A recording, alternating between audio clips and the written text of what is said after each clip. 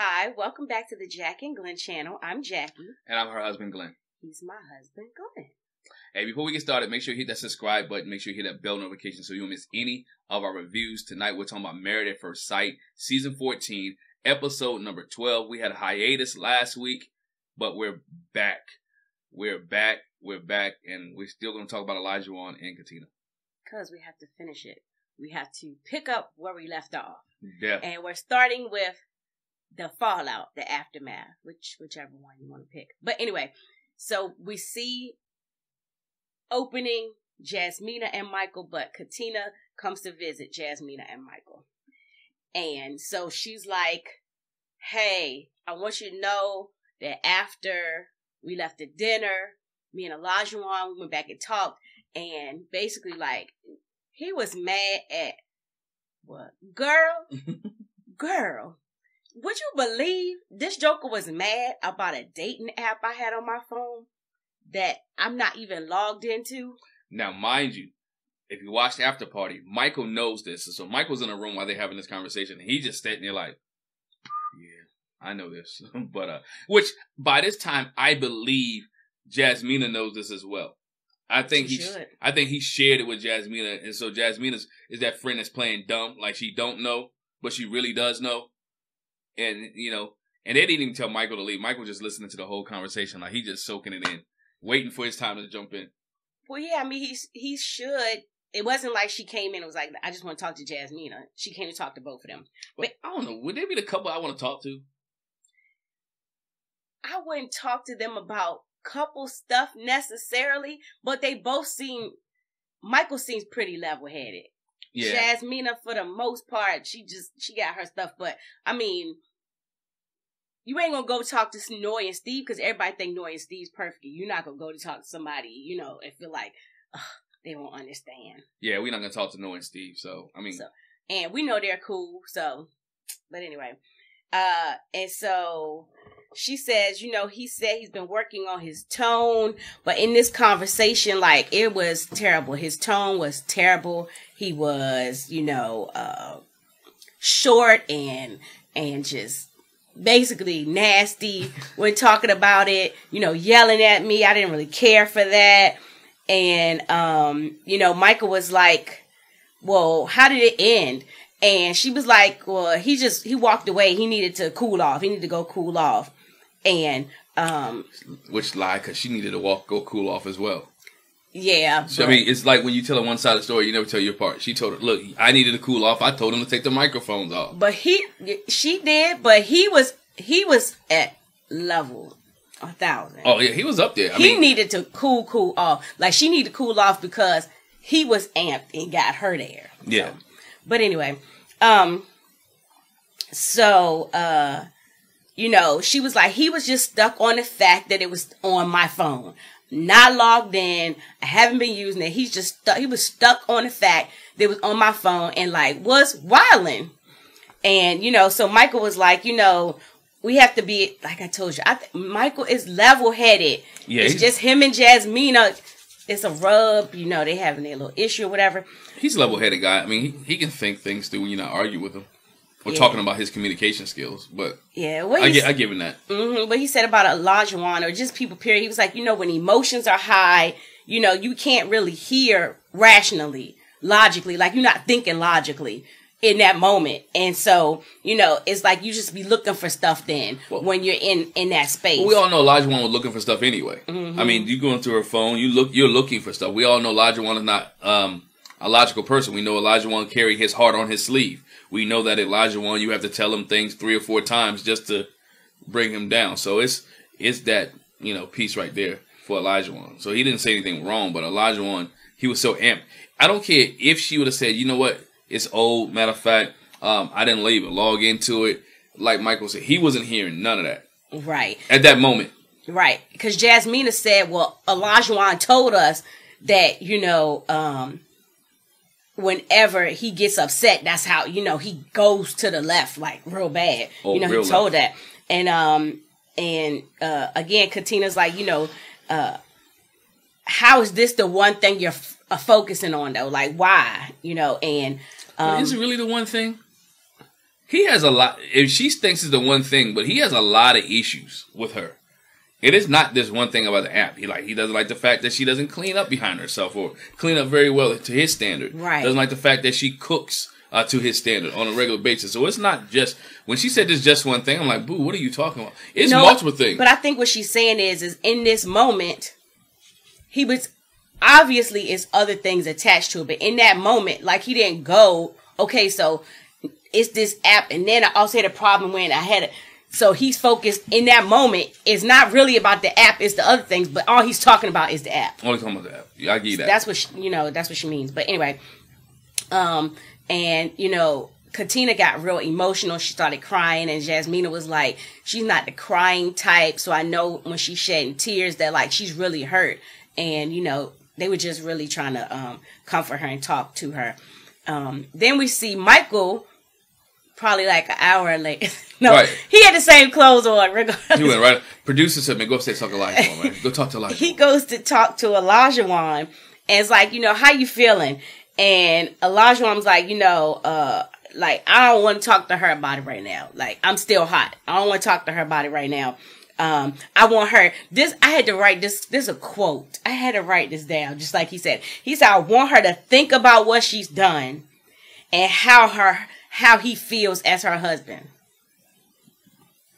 Yeah, bro sipping on that juice. Really? Again, I want her to think about her actions. It's all about him. It's never been about them. It's always been about him. If you listen to his conversation and listen to the things that he says, it's always about how he feels, how he wants, how it should be, what he thought a wife should be. All this is always about him. It's never about them. And that's a problem that he has to deal with. That if he wants to stay married, it has to become you have to become French, right? Mm-hmm. We. It has to be about us. His pronouns have to change. So he hasn't learned to change his pronouns again because it's all about him and not about them. Mm-hmm. But he says he wants an apology and he don't want any excuses. And Elijah's like, dude, I changed a lot. I took this off. Got my haircut. I logged out of Instagram. I did, like, bro, again, like we said in the previous video, that's what you had to do to keep yourself. And he was like, I know how these apps work. You can log in and log out anytime you want. You can do it like that. That's what I used to do. Yeah, that's what I used to do. And okay, again, that's you, bruh. That's not her. Stop putting your behavior and your past, your history, what you would do on her. And basically that's what he did. I mean, he talked about that on the after party too. That's, he was doing that. This is what he had to do. I think he has to realize too, it goes back to trust, really, bottom line. I don't trust her, so she says she's working in the daytime. She can't clean. I gotta go back to the cleaning thing. So, because we know they film a lot, right? So when do she have time to cheat? If she's on a dating app. If we're together, I may be working in the home, If I'm talking on a dating app, yeah, I'm wrong. But dog, all he had, again, I go back to my point from the last review. Just check the app. Even if you log back in, and she log out, log back in, I believe there's history on there from when the last time that you logged in. Just check the app. Okay, you haven't logged in. Or go into the iPhone. You haven't logged on this app until boom, boom, boom. Because if you log in and out, the iPhone tracks the last time you used the app. Yep. Common sense, and you wouldn't spend how many days they were mad at each other just by doing some common sense stuff. Anyway, Elijah is like, I don't believe when she said she forgot about it. It does make me look at her different. Michael's like, okay, so like, do you not trust her anymore? He's like, it's not that I don't trust her anymore, but I'm just definitely watching and keeping my eye, Michael's like, if she gives an apology, will you hold a grudge? And he was like, again, like, no, I'm gonna keep my eye on her. I'm watching her. I'm watching you. I got my eyes on you. Watching you, bruh. You got the eyes on you. Watching you, bruh. And so we'll continue with Katina and Elijah, and then we see them coming back together. They talk about how they took some time to cool off, and so they had a conversation about the whole blow up with the dating app.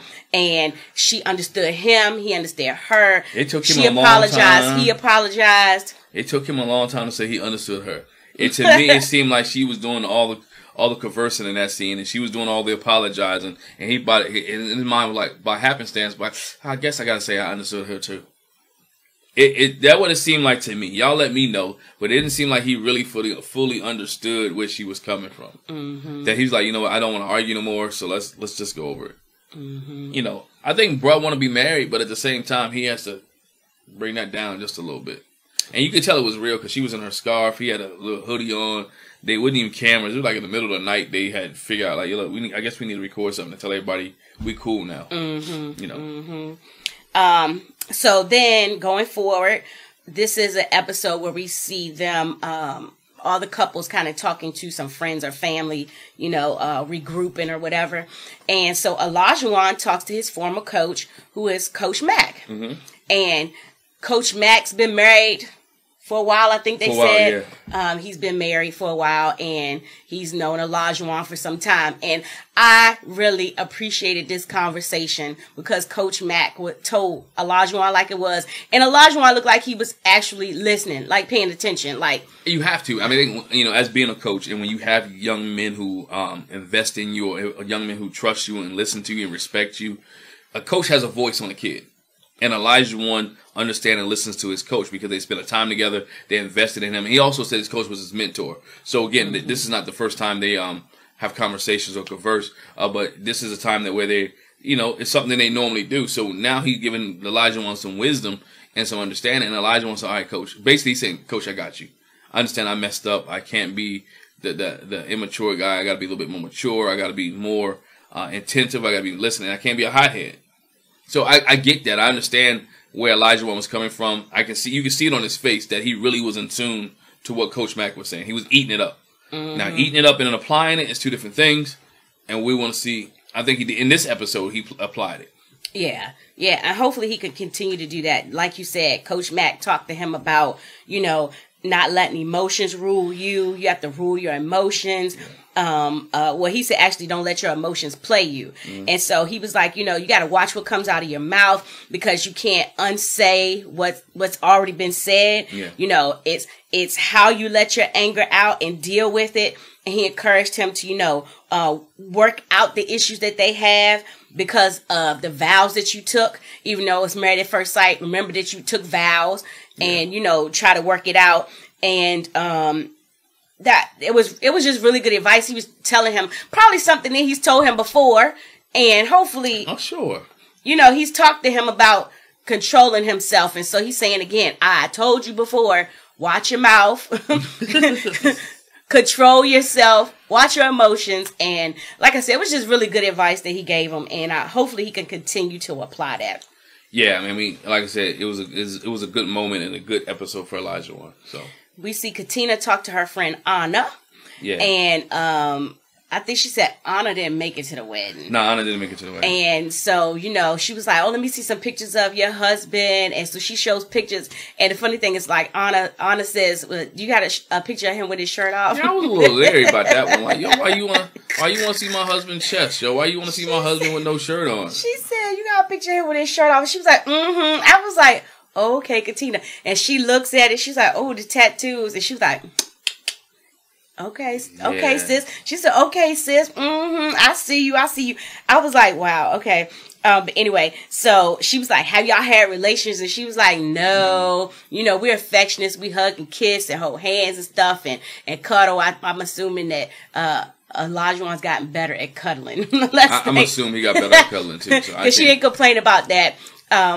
Because I would have said, I was like, yeah, we affectionate, but girl, he cannot cuddle still. But anyway, and so she tells Anna about the dating app fiasco. And, you know, she was like, Anna had asked her, you know, are you opening up more?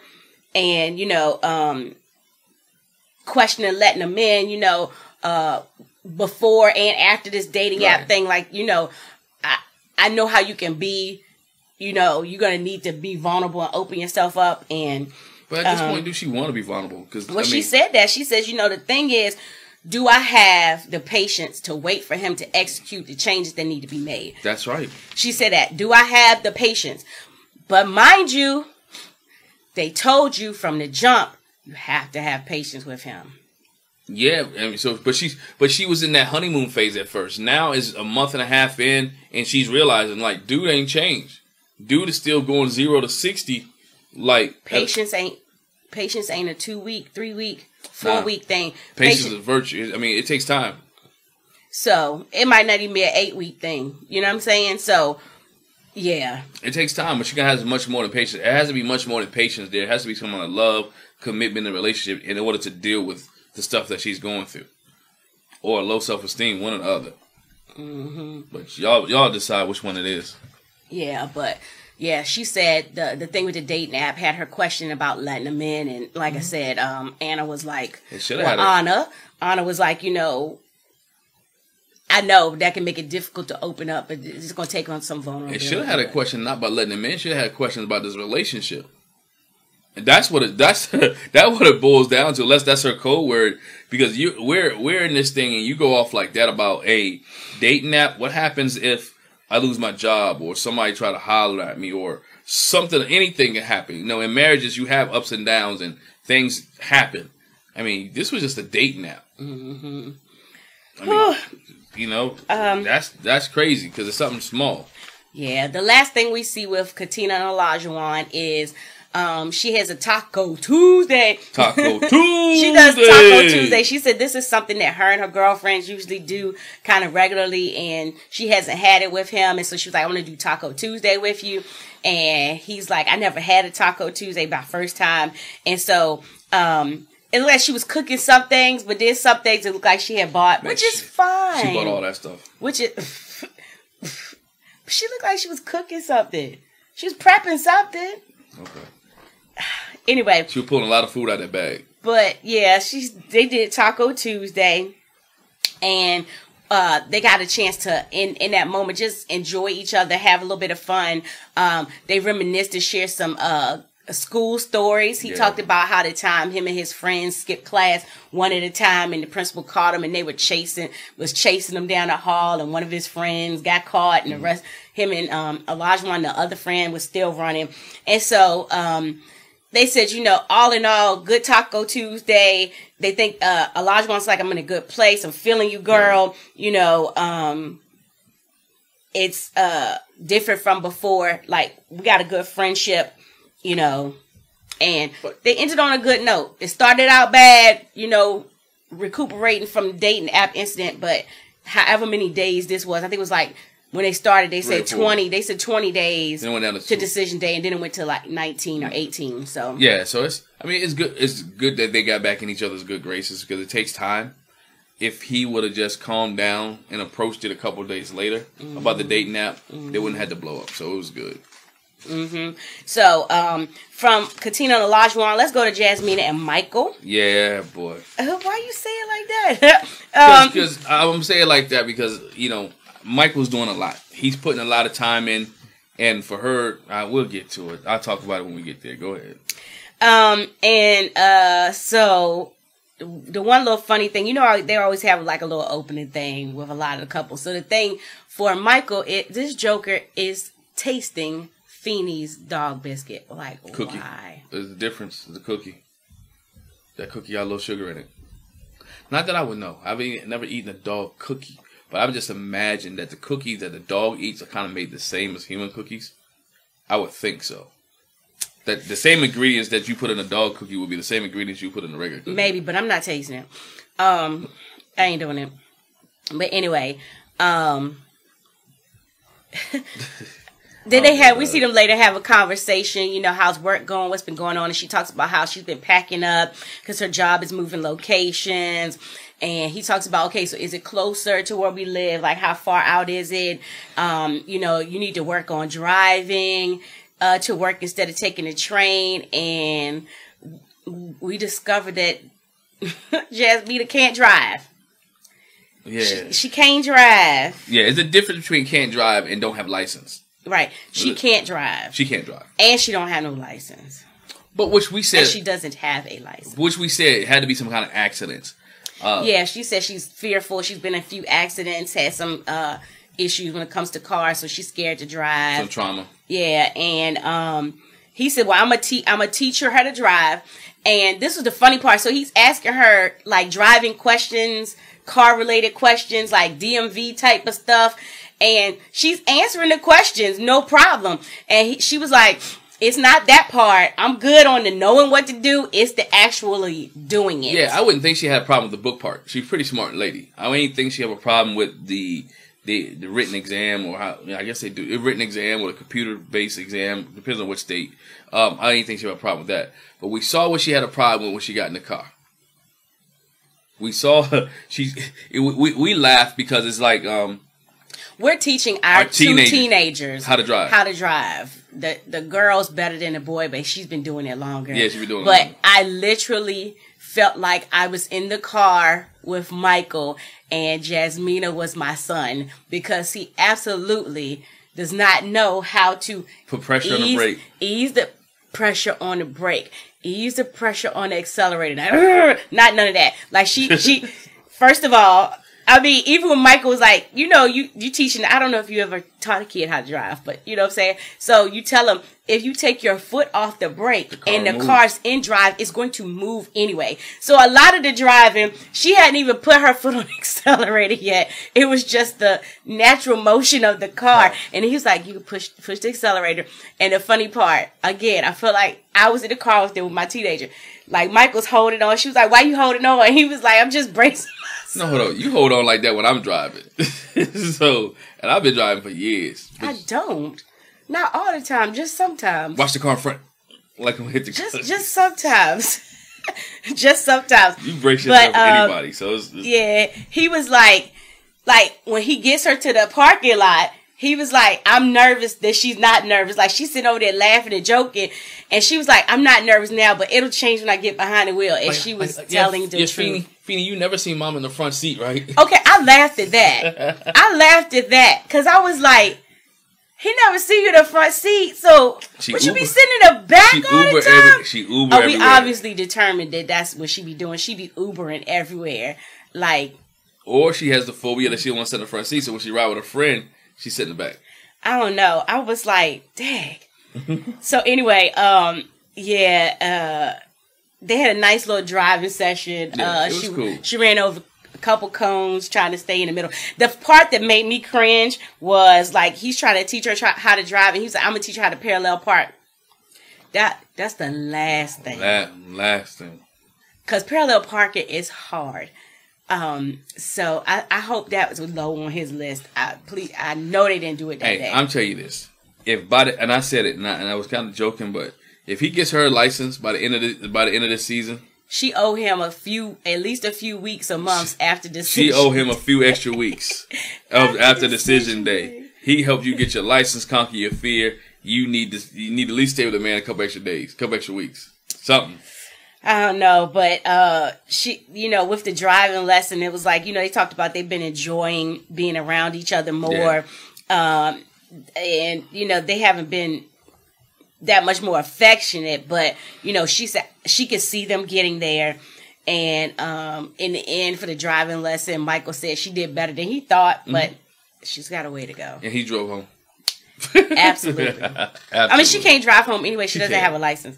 So, but anyway, so we see Michael talking to his sister Claire. Claire has made several guest appearances this season. I like Claire.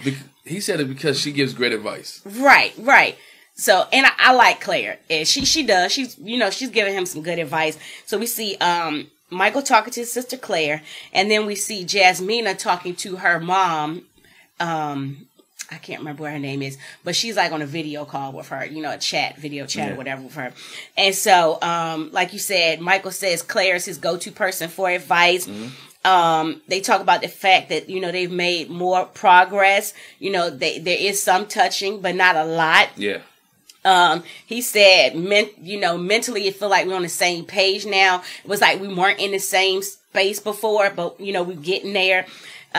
Both of us are opening up more, and so there's been a lot of progress. It's like we become friends. We enjoy spending time with each other. And Jasmina said the same thing to her mom about them, being more friends and more friendly and getting along more. She said to her mom, we've been doing good. there's less tension. The mom's like, okay. And she didn't really break it down like this, but the mom asked her, okay, what are the pros and cons of being married? And Jasmine was like, to who?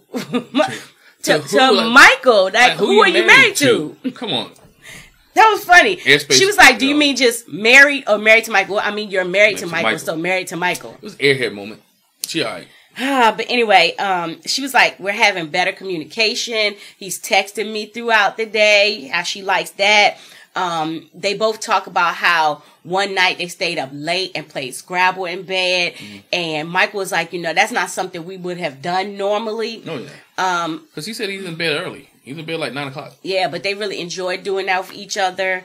And the one thing Jasmina said to her mom, though, is, like, it's been a month and I don't have any feelings for him. No. She said, she said feelings, or she said like? She said, I don't have any feelings. She said feelings. Yeah, I don't have any feelings for him. No, she said she likes him. Yeah. But she said she don't have any feelings. Feelings being interpreted as spark. As what my man from last season, Ryan said, what, butterflies? Yeah, he's like, I don't feel no butterflies. I don't feel no butterflies. I don't know. She ain't feel. She ain't never been. That dude, I told y'all, and I told y'all on our Sunday review, he can do whatever he want. She ain't never gonna feel him. Because the first 4 weeks are always in her mind. She'll go along to get along. She ain't ready. But along those lines, I like, and we said this, what Claire and Michael talked about. Because Michael was like, we're affectionate, but this is the longest time I've ever gone in a relationship without any physical. And I don't know if he just means sex or just more than hand holding or whatever. And, Claire was like, you're going to have to try the little stuff. At any little chance you can get to try to touch her, anything that you can do. He was like, we just at a standstill, really, physically. Yo, we said it. He's having to think about his every move. But Claire told him, you had to do something. Yo, we said on the All-Star panel, which you can see every Sunday afternoon at 3 p.m. here on YouTube, that he has to be able to try. So even if she rejects it, try something. Because she may actually say, yeah. Go ahead and put your hand around her at night. Put your arm over, scoot her up real close to you, spoon, whatever case you may be. Rub your feet on if they're nice. Don't do no rough stuff. Make sure your feet are good when you put your feet on top of her. All that type of stuff. Throw your leg over top of her in bed. Hold her hand. When she come home one night in the afternoon, greet her with a kiss. All that type of stuff. You have to do something. You got to do something. You had to do something. Yeah. But the one thing Jasmina said to her mom was, I'm not closed off. My heart is open, for that to happen. It just hasn't yet. And she's waiting for him. Her mom says, I know you have to have something there to desire someone. And Jasmine is like, if there's no romance there, I wouldn't be saying yes on decision day. So, hopefully we can get there. Well, she didn't say that, but he needs to keep romancing. I said it again. What he did for the month anniversary, he has to do on a consistent basis, right? The driving thing is fine. The staying up late doing the movie thing is fine. She wants to be romanced. I'm going to use Lindsey's word. She wants to be wooed. And so he has to do everything to woo her. Well, I don't even know if she wants to be wooed as much as he gonna need to woo her. He's gonna need to woo. He's gonna need to woo her. He got to make up for lost time. You missed 4 weeks. So what you could have been doing those 4 weeks, you're gonna have to really accelerate the process. And to get if you want this marriage, it has to be accelerated even faster for her to say yes on decision day. His thing is that he was like, I want to feel like the effort I'm giving is being reciprocated, and he's not seeing that right now. He's been opening up more, and it'll cause him to. What will cause him to say yes on decision day is will cause him not to say yes on decision day is if she's not opening up more, if she's not giving more effort. He's like, I can't say yes. He's still breaking down walls. Yeah, for sure. The walls are still being broken. Later we see them, they're cooking together. He's cooking for her. She's being the sous chef. So, he's, fixing some kind of pasta. It wasn't like lasagna. I think it was more like a roll up. Yeah. Type of thing. And, cause she's been cooking mostly, but he cooks, but he's like, I'm gonna put on a clinic. I'm putting my chef hat tonight. Yeah. I'm putting my chef hat on. I'm going to show you that I can do this thing in this kitchen. Yeah, he says he's hoping this, these type of things will help them build an emotional connection. She says they've been in a rhythm recently. And while they're cooking or whatever, he shares with her, you know, at first I thought I was giving 100%, but then I realized, well, maybe I wasn't. And so I'm trying to do different. And they just had a nice little moment in the kitchen eating. And they did the, you know, taste the food. And she tasted it. She was like, you know, I don't want to say it like that, but it was too hot. And I'm going to say it though. They did like black folks be doing. And instead of waiting to cool down. It was burn your mouth. So that was funny. They both did it. And she was like, it's good, but it's salty. It's good, but it's salty. And he tasted, he just say that. But y'all know the food is hot. Like, you just took it out the oven. You just took it out the oven. But you want... That was a cute little thing for them. It smells so good. Or it looks so good. You just have to taste it while it's hot. Yeah, yeah. You know, we all burned our mouth once or twice. Oh, my gosh. And cheese is the worst culprit. The hot cheese, good gosh.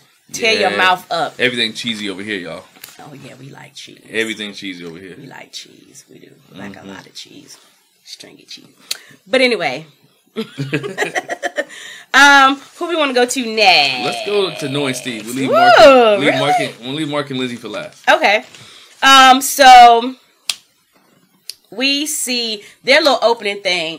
Noah shady as you know what. Oh, heck. Yeah, she's shady. She walks in on him in the bedroom, and amazingly, Sushi's still in the bed with him. She's not in the bed. Sushi's in the bed. Sushi's picking up his characteristics. Do not bend on that. Like that dog would not sleep in the bed with me. But anyway, she walks in like, oh, what time is it? Oh, you don't know what time it is because you're still asleep. You haven't gotten up yet. While I'm still working, you're still in the bed asleep. I was like, oh, she's so shady. She's shade. She's so shady. So shade. And it just kept going through the episode. It just kept going. But anyway. Yeah, she was petty throughout the whole episode. Yeah, we see them taking Sushi to get groomed. I thought somebody was going to be grooming them, but they went to a place where they can wash and clean and groom Sushi. And I wonder how much they paid for that. Doggy shower. I mean, I don't know what it's called, but I don't know. It was like a self-groom your pet place. I think I would have just took the dog and dropped him off. But it was a nice little bonding thing for them. Just watch the dog in the shower. Noi talks about, you know, like, we never talk about what life would be like with kids. And so she's using this opportunity with Sushi to, like, prepare him for kids. If you could care for a dog, you can care for kids. Kids are a little bit different. Kids talk back. Kids poop themselves. They don't go outside and poop. You have to clean kids. Kids wake up in the middle of the night crying. You have to feed kids. So, I mean, it's similar. You may have to get up and inconvenience yourself to take your dog out to use the bathroom. Dogs do bark back. They don't talk back, but you don't know what they're saying. It's different. And so you can I'm not saying it's the same. I'm just, you know, I think, you know, it's kind of the same, but it's not. No, it's just not. Yeah, and you have one dog. Because it's people that can take care of dogs, but can't take care of kids. You have one dog. You want 3 kids. And I think, didn't she say something about wanting another dog? She said something. So 2 dogs and 5 kids? Yeah. 2 dogs and 5 kids. I mean, 2 dogs. 3 kids. That's 5. Yeah, that's 5. 5 people to take care of. 5 people. Thank you. Anyway, so 3 apples, 2 oranges. They had a little good little time taking care of Sushi, and then later they take Sushi out for a walk, and Sushi peed on the wall. But Steve said he always pee on the wall. Either pee on the right wall or he pee on the left wall. Why is he peeing on the wall? He smells his scent, and that's what he know he used to going. So he just grass was right there. She liked the wall. Maybe he likes the way it bounces off the wall. I don't know. But he peed for a long time. Noah was like, oh my gosh.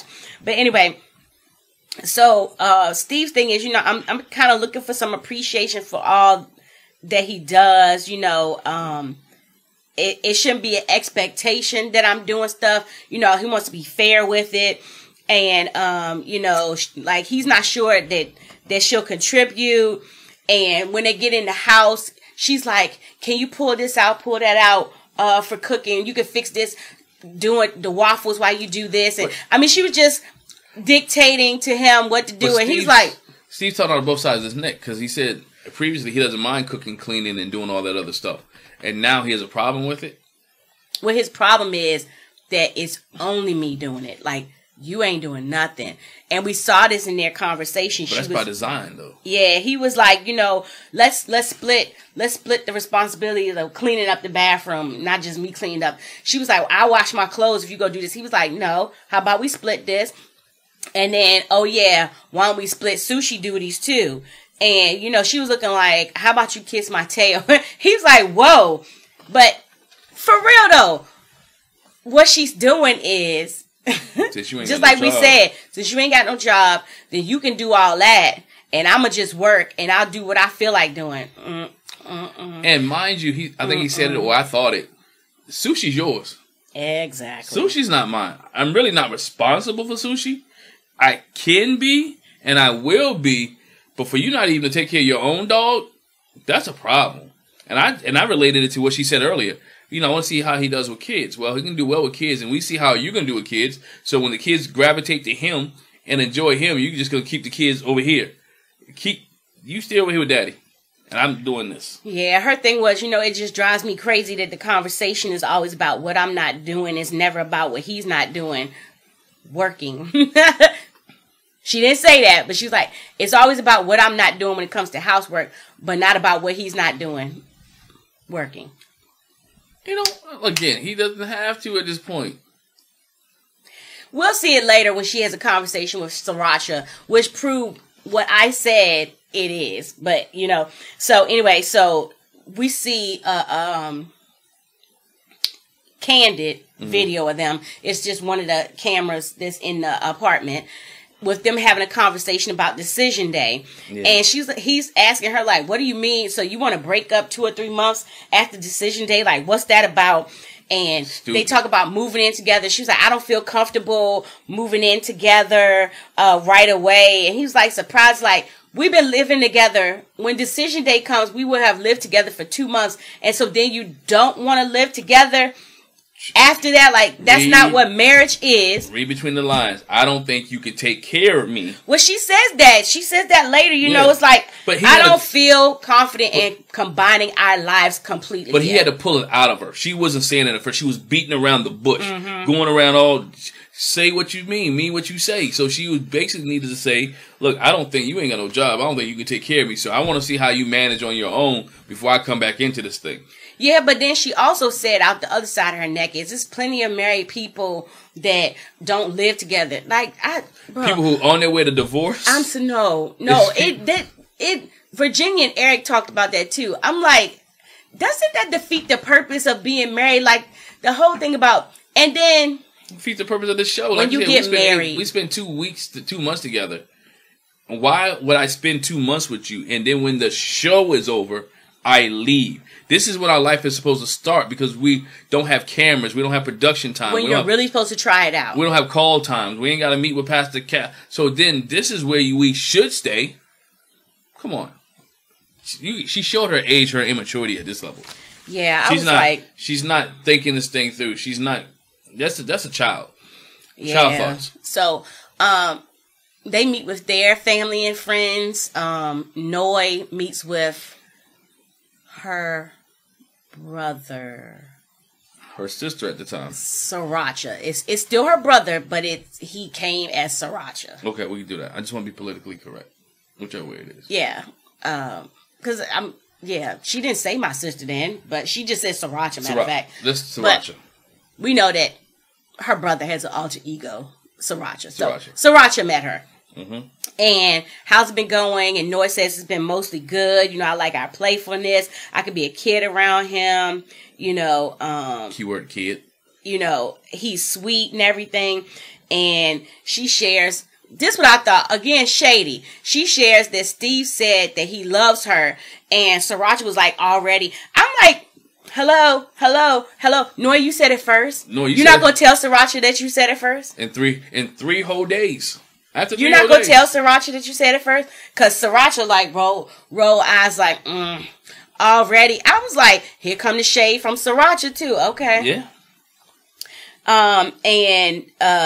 You know, she's talking about how they had a conversation about them not sharing housework, and Sriracha like rolls their eyes.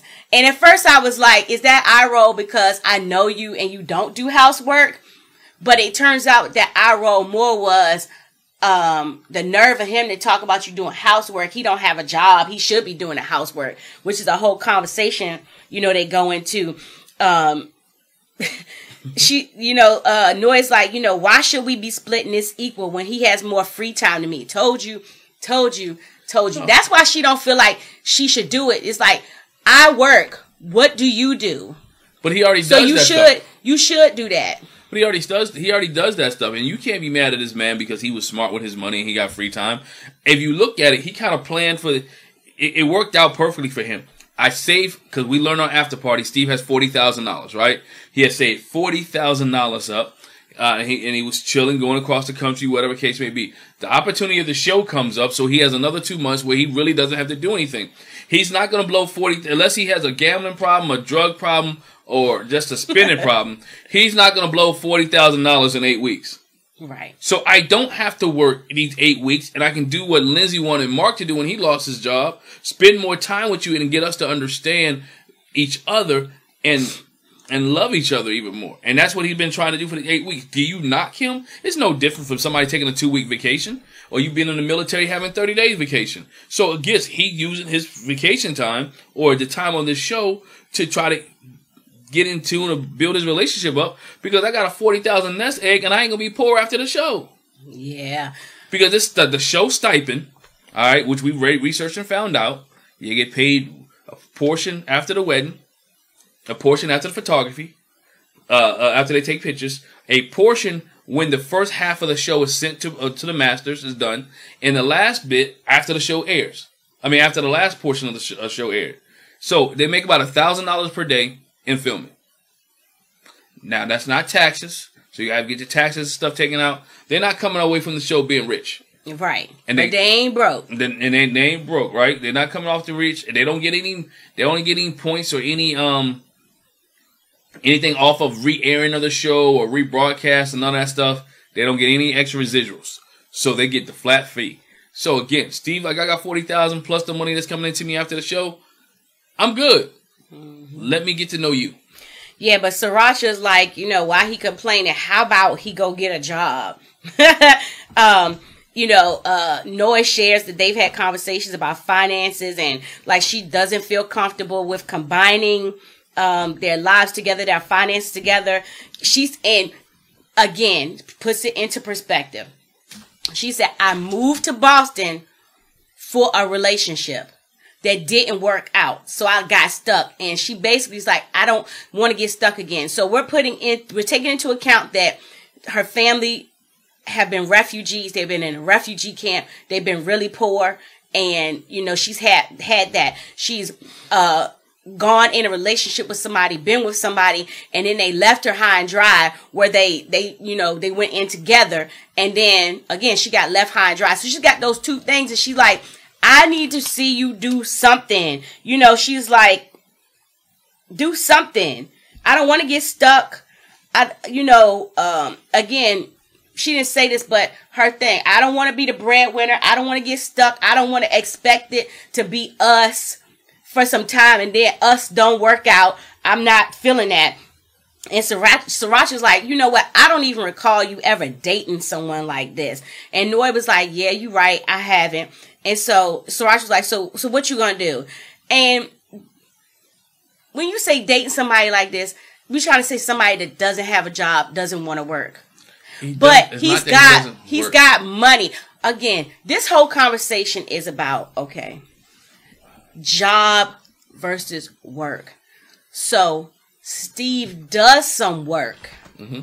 He just don't have a 9 to 5. But she is hell bent on him having a 9 to 5. But he does go work. Do something. Pick up something. Do something. She want to do manual labor. He's not a manual labor type of guy. He's an entrepreneur and he's a creative thinker. We saw that when he was talking to Mark on the beach. This is what I want to be creative and doing all things. And that's why I laughed at the when she her little opening with her seeing him sleep in the middle of the day. Most creators and entrepreneurs do things in the middle of the night. Based off this, they do things in the middle of the night, so they sleep sometimes during the daytime because they work in the middle of the night. I know there's sometimes I've edited videos at 2 or 3 o'clock in the morning, or did different things 2 or 3 o'clock in the morning. You've done things 2 or 3 o'clock in the morning. You know what I'm saying, with other things that you do. So again, people do have different schedules, and so for you to say, "Oh, he don't put in work," it's no different from a person who works nights, right? Elijah one works nights, so you try to say his job ain't legit because he sleep in the middle of the daytime. You see what I'm saying? So just because I'm sleep while you working, or I have some free time while you working, doesn't make me lazy. Because that's what she used in the scene too. She called them lazy. Doesn't mean I'm lazy because I don't go to work like you work as hard as you do. I understand. If I work easy and I make millions of dollars, and you mad at me, it's like, to me, it's a self problem. Like I said before and on the panel, that's fine. She's going to have to see him doing some work. Then get up in the middle of the night and watch me work. I don't think, honestly, Glenn, I hear what you're saying. I just don't think Steve is working in the middle of the night. I don't think he's doing anything, which is fine. But she needs to, she from the show me state. Show me what you do. But she knows. If you don't want to get a 9 to 5, then I need to see you doing something to bring money. But that shows her immature thinking, right? Because I look at this. If we're still married, this cat got $40,000 in the bank. Of course, $40,000 is a lot, not a lot. It's a lot of money for some people. Depends on where you live at. $40,000 is something more than some people make a year. All right, so let's say that he has a year where he can basically just find himself and do nothing, right? And you're still gonna be okay. She knows this on after party. She said, "I knew he had $40,000." So you know how much money he has. You don't see him bringing money in every week. So my goodness, if I'm Steve, just pay myself every week so she can see some kind of money coming into account. But if you pay yourself out at $40,000, you ain't have no more. You got to replenish it. But he's making more. He's just not making it. He says he's making more, and he's just not making it through a 9 to 5. So he's still. That's why I said she's still working. He's going to have to let her see him working. Yo, she's petty. I'm gonna call it. It's petty. He got 100 and something. I mean, he got 40 grand in the bank. And again, I'm not saying he's a bum, right? And people say he's a bum. He's spending time with her and trying to build this relationship. If you ask the rest of the cast of Married at First Sight, if you could not work and you could take 8 weeks just to work on your relationship and not other things in life or other aspects of life, the success rate of Married at First Sight will be that much better. It saved Miles and Karen's relationship because they had nothing else to do but be around each other. So when you throw in work and production and all that, it makes it a little bit hard. So you talk about those who maybe who else was a teacher? It didn't work for Ryan and Brett, but Brett was a teacher, and so she was off a lot during the summertime, right? But again, if they could have connected, it gives them that much time to spend with each other. Yo, you gotta stay hydrated. Go ahead, get your hydration on. But so again, is that dynamic and aspect in their relationship that you know? Yeah. So since you mentioned it real quick before we go to Steve talking to his sister-in-law, we did see Steve and Mark on the beach having a conversation, and that's the thing that Steve says. I came into this with a bunch of savings, and it's like, it's like she needs so much. She has a perception problem. He says, I've been contributing 3 to 4 times more than her. But he says she needs so much faith, and and she's got a perception problem, a future problem. Like she can't see it like it is. He says, I'm doing as much as I can short of getting a full-time job. But I feel like that as much as he can is house stuff. But then at the same time, you're doing as much as you can house-wise, taking care of the house. But then you want her to split the house chores. So I could understand the disconnect there. He really don't want her to split the house chores. He was being petty because she was being petty. I mean, for real, he was being petty because she was being petty. So he really doesn't want her to split the house chores because he said he enjoyed doing them. But when you be petty, guess what I'm going to do? I'm going to be petty as well. In his mind, I'm not saying me. In his mind, I'm going to be petty as well. I'm going to split the chores with you. So, again, and when he says contribute 3 or 4 more times, I believe when they go, we found out here, they buy their own groceries, they got to do all this other stuff. So he feels like, I'm contributing with the groceries and all these other things, and I'm giving 3 or 4 more times than you. So what are your complaints? Mm-hmm. I'm doing everything right except for punching into a clock at 9 to 5. Yeah. That's what I hear. And that's what he said. He says, it's hard for me to sit with the fact that, you know, she feels he needs a job, you know. And she's like, his thing, just like we say Noy needs a plan, Steve was like, I want to know what's the plan. What is the plan and purpose for me getting a job? Is it because you want to have a certain level? You want to live at a certain level? Or is it because, you know, you want us to split the bills? Like, what is your purpose for me getting a job? Is it just because you want me to get a job? Or is it because there are things that you want to do that you feel like we'll need some more money to do? What is your purpose and plan? Yeah. So we see Steve talk to his sister-in-law, Laura. She already knows about Noodlegate. She was like, you know, remember I talked to you about that? She was like, yeah. And so he talks to her about their month anniversary and how nice that was. And then the conversation that they had about her going back to her own apartment after decision day. Like, not feeling that. Laura was like, yeah, that doesn't make sense. And then he talks to her about the fact that we had a conversation about her posting stuff on social media. You might want to avoid that. People can make assumptions that you're talking about me. Our friends and family are on social media. They'll see it. And he's like, after we had that conversation, she goes to put something else. Something else. She can't stop. And it looks like it's about me. I asked her, is it about me? You know, and she was like, you know, no, it's not about you. And he was like, but it seems like it's about me. But Laura says, you know, if she says it's not about you, take it for face value. Take it at face value. She said it's not. Believe her when she says that. And just go from there. But he says, you know, it seems like with the going to your own place, or what I'm hearing from how she's been acting, that basically Laura almost kind of said, like, I don't know if she's ready to be married. If she wants her own space, likes and wants her own space, then you're not in a place where you want anybody in your attached to you. So that's something to consider. But all in all, Stephen Noy is okay, except for the job. Yeah. If you can get a job, go ahead and go to McDonald's, get a 9 to 5, and call it a day. Yeah. So last but not least, we got Mark and Lindsey. So we'll start with Mark and Steve on the beach talking. And so Mark was like, you know, me and Lindsey have had a good week. It's been going pretty well. You know, she wants to talk about the future and planning for kids and stuff like that. And Mark was like, I'm just not in a place. I don't want to talk about that right now. We ain't even there yet. It's too much for me. Yeah. It's too much for me. And you know, I'm out of a job currently, trying to figure that out. Oh, that's what Steve was like. Oh yeah, so you know, something about, you know, you're on a break from work, you know. Yeah. And you're like, nah, or no, I think he asked him, are you doing something with work? And Mark was like, actually, that's what it was. Steve was like, so you're working from home now, whatever. Yeah. And Mark's like, actually, I'm not working at all. Yeah. They told me to come back after filming. So I need a job. So we kind of found out he doesn't work in Boston. He kind of works outside of Boston. Right. And so he's trying to find a job in Boston. Right. So he doesn't have to travel. Right. And so, you know, they had a nice little conversation about that again. You know, when it comes to the job thing, Steve talked about his job thing or whatever. But we see Mark and Lindsey. Mark had this bright idea to get a whiteboard where they can put down stuff to plan their week, things that we want to do, maybe some budget type of stuff when it comes to grocery shopping, meal prepping or whatever, you know, so they can work together as a couple. And so when Lindsey comes home and she sees it, she likes the idea.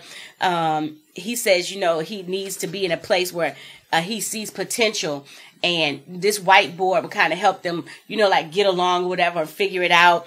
And they were communicating well. They were balancing things. They were compromising what to put on a whiteboard, which I thought was pretty interesting for them too. Meal prepping. Yeah. Do we want to watch a show together? What if we have a movie night? Well, maybe we should pick a show that we can watch together. And this is how I usually do meal prep. This is what I usually eat. That type of thing. But again, we find out from the whiteboard thing, and then also when they go to the grocery store afterwards, that poor Mark... She says, you know, I laugh at these women that are married to men that all they want to eat is chicken fingers and fries. And she said, lo and behold, I'm married to Chicken Finger Man. Everything she said.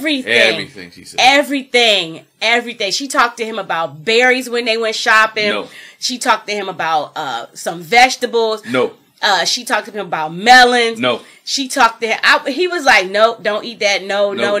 Then she said something about bacon. He was like, oh yeah, bacon. Oh, yeah. I'm like, good God, dude, are you serious? Like, he don't eat nothing. He don't eat nothing. Bacon and goldfish. Let me stop.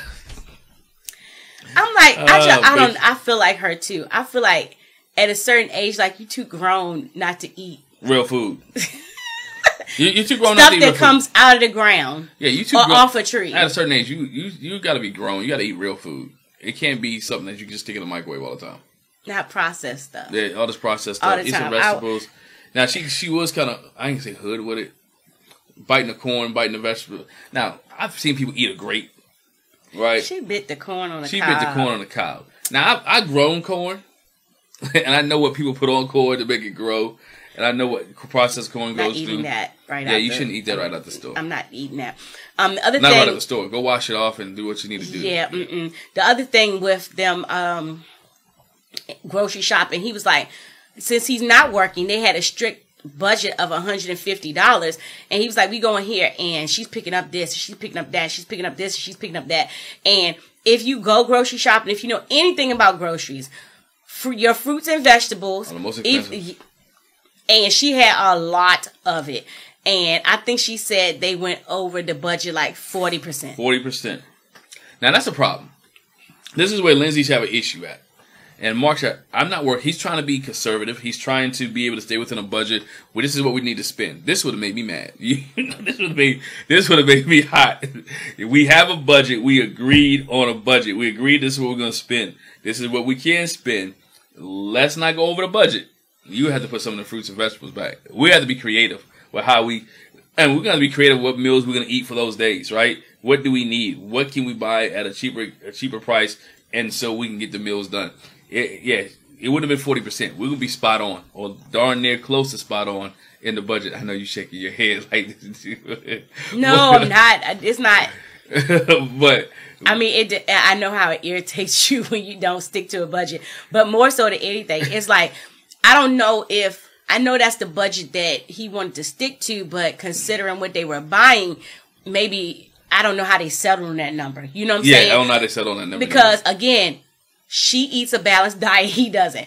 So if you buy a lot of processed stuff, then French fries and, you get a lot for no vegetables, heck yeah. But when you start spending on good for fruits and vegetables and nice things, and it also depends on where you shop at, coupons and all this other stuff too. But when you buy, because you know we have this problem too. When you buy stuff that people eat, you don't buy a little bit of it either. That's the thing. So you're not gonna buy 2 bananas, because that'll be gone in 2 days. You buy a bunch of bananas. You buy a bag or 2 of grapes. You buy several pieces of fruit. So, sir. You trying to say something? No, I'm saying for him, like, come on, Mark. Yeah. Come on. But anyway. We're fruit and vegetables people. I'm sorry. I'm a fruit guy and a vegetable guy, and I eat fruits and vegetables. And my kids too. Yeah. I can't keep it. We love the fruits and vegetables in the house, so yeah. So I love it, but at the same time, I don't like it because it causes you to go to the store more frequently to get fruit. Because you can't buy a refrigerator full of fruit at one time, because that'll be the time it go bad before you eat it all. Yeah, so that's the other thing. My thing just she was inconsiderate about the budget if they agreed upon that. We don't know if they agreed upon it or not, if that was Mark's thing. I'm going to say they agreed upon it, and then she went over because she mentioned, oh, I went 40% over the budget. So that means she knew that she went 40% over the budget, and which is not right. So that means that 40% had to come from somewhere else. And that's really inconsiderate when your spouse doesn't have a job. Then we see Lindsey talking about the fact that she and Mark are on the outs right now, and they show a video from like an apartment camera about how he washed her clothes. She washed them wrong. He washed them wrong, messed up $250 worth of clothing. And he was it's not like I did it on purpose. What did he do? Bruh. To mess up clothes? Then she was like... It's not that hard to wash, y'all. Yeah. Then it's not that hard to wash, but you have to know certain clothes can't be washed a certain way. If you can read, you can wash. But apparently he didn't read it. That's what I'm thinking happened. Like, come on. No one goes in the dryer. Or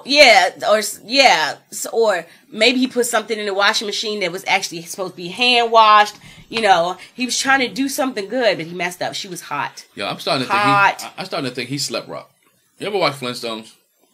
The guy slept rock where Wozy with me and everything started going wrong. Marcus slept rock.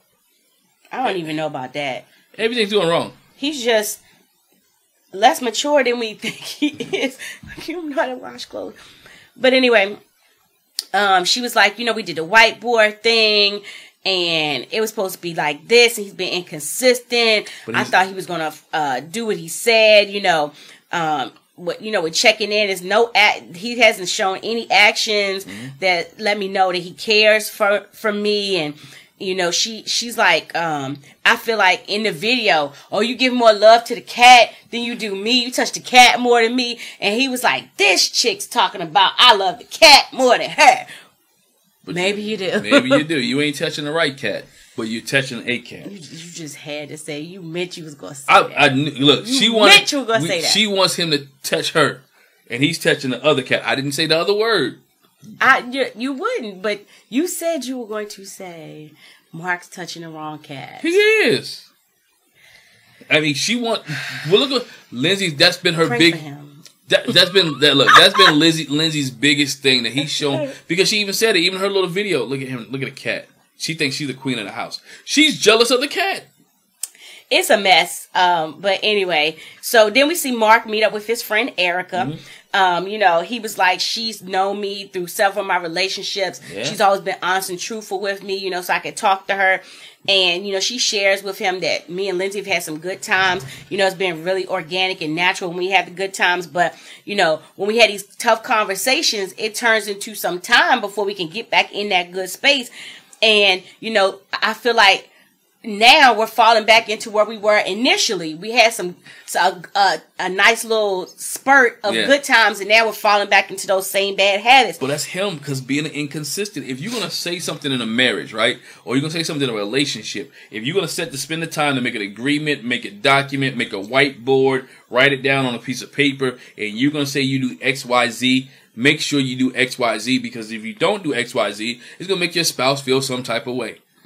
Because you're not committed. And she looked at every part of his life, like he's inconsistent in this, he's inconsistent in his job, he's inconsistent in the following the whiteboard, he's inconsistent in our relationship. How do I get the respect from him, and how do I expect him to follow through on anything if all these other things been inconsistent? She losing trust and faith in him. Yeah, he says he has trouble telling her how he feels. And, you know, when she doesn't listen and he raises his voice, and then she gets upset because he's raising his voice, and, you know, is not listening. And Erica's like, look, y'all just got some bad communication. Y'all got to work that communication thing out. And he's like, you know, and then when we talk about this, I'm not ready to talk about future plans. She wants to talk about future plans. I don't want to go there. And Erica's like, but she's not wrong in wanting to talk about that, because you only have 3 weeks left. So I want to know before I get to these 3 weeks, like, what you gonna do, bruh? You know, she's not wrong in asking about that. And she was like, look, I encourage you to talk, to speak up, and don't shut down, because you have a tendency to shut down. So don't do that. Yeah. And, you know, we didn't see Lindsey talk to anybody. Lindsey didn't talk to anybody, but her plan is, okay, so we had this little issue, but I want to I noticed that if we're keeping things fun, we don't have any issues. So I want to keep things fun. And so she got the photographer that was from their wedding to come. And she's got the cats dressed up like sharks. And we're going to have a little fun photo shoot and take some pictures. You know, it's because after the month anniversary, it's just been one thing after the other. Yeah. And so she's got the suits on for the cats or whatever. Mind you, she didn't want to do this. She kind of, in the process, she really wasn't happy. Well, yeah, because some other things happened. Yeah. You know, it's been a roller coaster ride. She fixed some food. She tried to encourage him to try it. Yeah. He don't want to try the food. And, you know, he has a conversation with her about, you know, when we communicate, you know, you cut me off and you don't let me talk, and it's been a roller coaster ride, and Can we even, get to the point where we can share anything and put just, she's like, everything in the whole conversation was like, everything you're saying is you pointing at me. When are you going to acknowledge what you had to do in it? What you got to say about you? You don't ever take responsibility, blah, blah, blah, blah. And basically, she was like, I'm done. I'm leaving. Yeah. And so she left. The photographer's on the way. Yeah, she balled out. And Lindsey left. Because she's mad that he's just expressing that when I try to talk, you don't let me talk. You cut me off. And I don't know what is he supposed to take responsibility for? But he also said, don't touch me like that. That's it too, yeah. Cause she reached for him to try to comfort him. He was like, stop, don't pull on me, don't grab on me. She didn't like that. Because he was like, again, it goes to the point where last week, week before, she was like the little kid, and let me get that for you. Mm-hmm. He doesn't want to be treated like a 2-year-old. Mm-hmm. He doesn't want to be treated like a little kid. A 2-year-old. A second grader, sorry. A second grader and 2-year-old or 6-year-old. He doesn't want to be treated like a little kid. A 2-year-old. He want to be treated like a grown man and adult, not like a kid. You good? Yeah, I'm tickled. I know you are. But we can keep it moving. Anyway, so the photographer shows up while Lindsey's gone, and Mark was like, Lindsey's not here. She'll be back in a little bit, blah, blah, blah, blah. Covering for a line. And Mark was like, I could just take pictures alone. We'll start with that or whatever. So they kind of get in that position, and when Lindsey walks in, is like, really? You taking pictures? Without me. This is my idea. And so anyway, she goes in. Yes, hold on. I'm going to stop there. You left. And did. One monkey don't stop a show. It's paid for. We're going to take these pictures come hell or high water. First of all. But they were supposed to be family pictures. But hold up, man. The photographer's on his way. Her. The photographer's on the way, right? So, on her way. And so, the photographer's on the way. We paid for it. I'm not going to stop them in the middle of the street. Stop her in the middle of her travels. That's a booking gig. I probably have to end up paying for it anyway. Mm-hmm. Because they're halfway here. We can keep the party going. But she goes in and she goes to pack a bag for the night. She's like, I'm hurt. I just want to take a moment. I'm going to go back to my apartment. That's where I'm going to stay. And, she says, you're doing things to show me that you're not investing. You're not pouring into us, blah, blah, blah, blah, blah. And she was like, I don't want to do the photo shoot. And he was like, but look, she said, I don't want to do the photo shoot and play like I like you. He was like, come on, let's take the pictures. No, I don't feel like doing that. And he was like, You arranged it. Come on, let's take the pictures. And she was like, do you want me to take the pictures? And he was like, yes, I do. I've been asking you to come take the pictures. Yeah, I want Let's go take the pictures. And, she was like, well, I'll stay there, out reluctantly. And what should I wear? And she asked the photographer, and the photographer's like, you want me to come help you? I feel like she probably vented a little bit while she was in there too. But then they come out and take pictures. Really nice pictures with the cats and everything. And then the photographer's like, how about the two of y'all? And Lindsey's like, I'll leave that to him if he wants to do it. And he was like, yeah. And so, she muddled through it, but she was mad and she was in her feelings, and she doesn't like realness and real talk when he talks real and when he talks honest to her. She always thinks he's complaining, but he's sharing his emotion. He's being vulnerable with her. And so, again, he's telling you that he needs this out of the relationship and you getting mad. Or he tells you, I don't want you to do this, and you getting mad. It can't be one-sided. It has to be both ways. Yeah. If you're going to give it, then be able to take it. If you're going to take it, be able to give it. So that's their issue. Their communication and how to treat one another is bad. Yeah. And more than anything, Lindsey has difficulty listening. And he talks and she waits to respond. She's not really hearing him. No. Like, what is he really saying? And then, again, she's making it about her. Mm-hmm. Yeah. When he's telling you, I'm having an issue. Having an issue. And instead of being comforting and the time that he's going through, he has a rough patch of his life, right? Mm-hmm. He's in a rough patch. He's on a show, but he has a rough patch. Job, relationship, home. Be more empathetic to him. Not being coddling, but be empathetic. Mm-hmm. Allow him to listen and hear him, but allow him to work things out on his own and knowing that it's going to be okay. Yeah. And that's what she needs to do. But so it's good to have Married at First Sight back this week. They are kind of dragging the season on a little bit. Mm-hmm. But hey, we're getting closer to decision day. And some of them I still can't call. I can't call. There's some of them I can call. I can't. Read between the fluff. There's some that I can call some more obvious than others, right? And there's some that you can be on the fence, but I can call them. We'll see. Y'all stay tuned. Y'all stay tuned. Hey, make sure you hit that subscribe button. Make sure you hit that bell notification so you don't miss any of our reviews. Also, make sure you join our membership for different perks that you can get by being a member of the Jac and Glen channel. Once again, we appreciate you. Thanks for watching. Thanks for joining us. And make sure you share this with somebody else. Turn on that bell notification. Yep. See you in the next video. Bye. Bye.